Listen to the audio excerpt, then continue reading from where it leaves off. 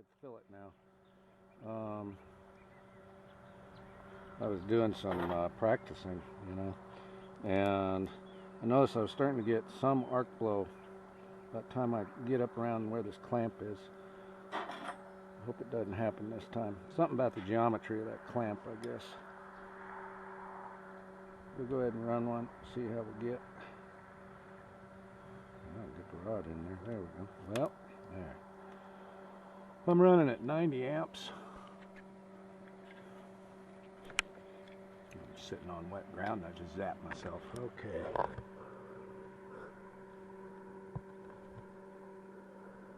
Let's see what we got here. All right. I'm going to tilt that back a little more so I know you're not going to lose a view of it. Okay.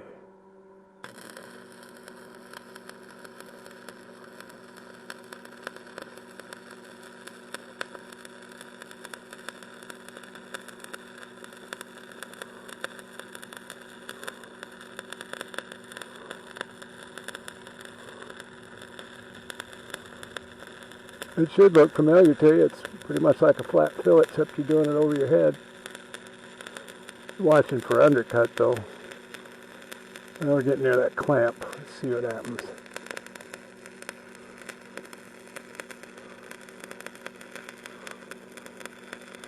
Yeah, it's starting to get arc blow. Can you see it? That was about the end of that. Can't go any further. Just have a disaster.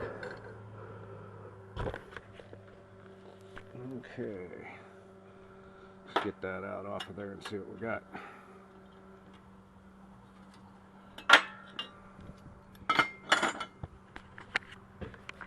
Sucker's hot.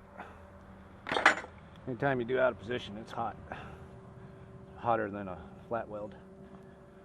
You can see the amount of heat on the back side of that weld. That was a part clamp to the thing. A lot of heat in it.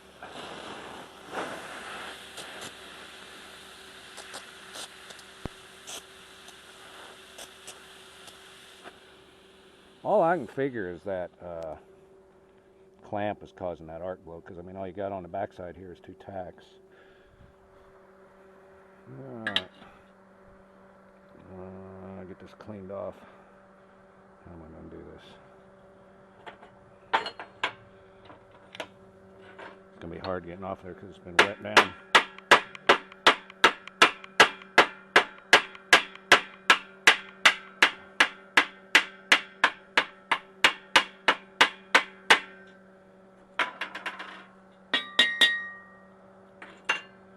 Yeah.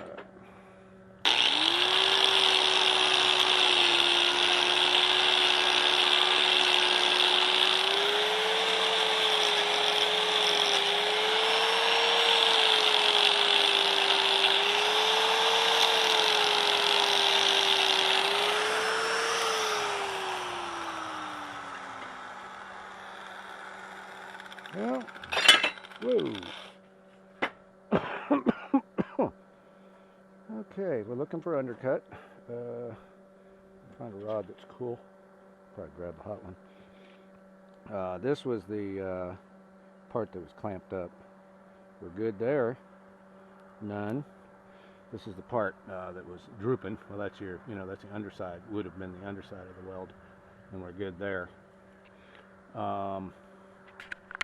I gotta leave my glasses on because I can't see without them. Sorry. Okay, let's try to break it down. Here's the start of the weld.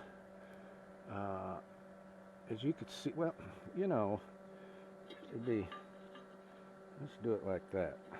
Let's try to make it more real. So, yeah, there. That gives you a better view. Ouch! Boy, that's hot. We've started our weld right here. Here's your typical cold start.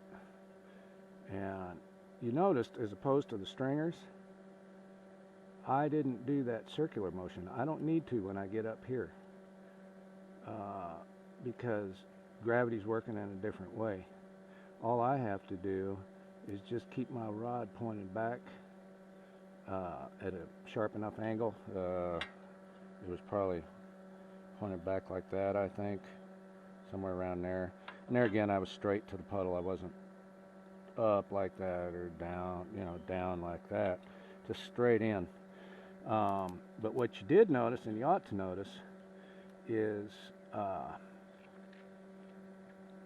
what I was doing was out here, just like a flat weld, but I was holding quite a while out here.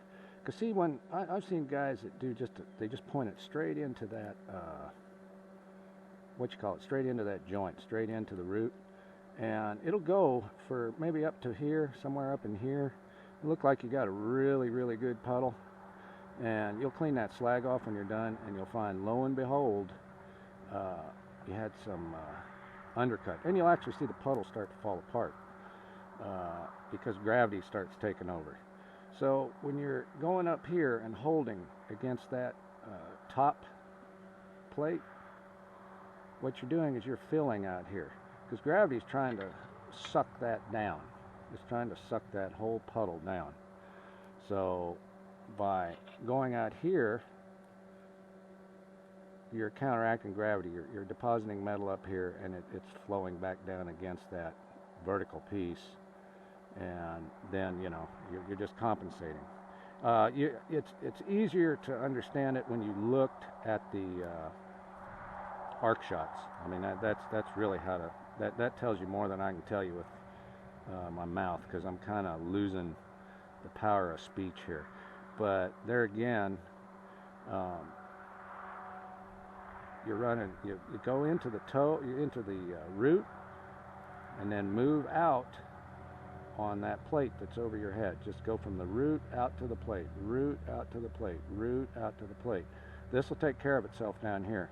Just keep an eye on it and make sure it's even. And that part is just, it just falls into place. Here's where you're doing your work, is between the root and that plate over your head. Always middle, out, middle, out, middle, out, and drag back very, very, very, very steady. Okay, well, you know, you can't complain about that. And I hope the horizontal stringers helped you. That's why I say I'd rather do the real thing than the stringers, because I think the stringers in many ways do not relate to the actual overhead weld. But see, I mean, there again, this is your top plate. You were starting here. Well, we're coming back from this way. See, it's all reversed because this was clamped underneath.